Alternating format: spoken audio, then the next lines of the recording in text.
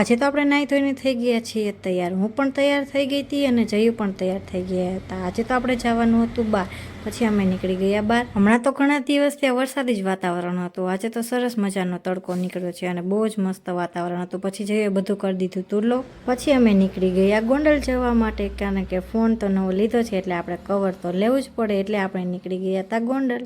વાતાવરણ મસ્ત હતું અને મજા આવે એવું હતું. પછી આપણે કુદરતી વાતાવરણની મોજ મારતા મારતા આપણે પહોંચી ગયા હતા ગોંડલ. અને ત્યાં જો આ રસ્તામાં કેવું સરસ મજાનું પાણી ભર્યું છે.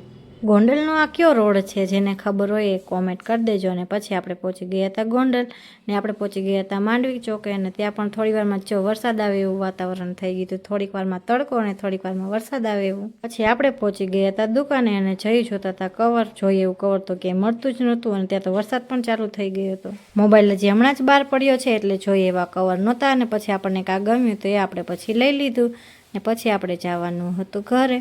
પછી આપણે નીકળી ગયા ઘર તરફ. વિડીયો ગમ્યો હોય તો લાઈક કરી દેજો. મોર મિની વ્લોગ્સ જોવા માટે ચેનલને કરી દેજો સબસ્ક્રાઈબ.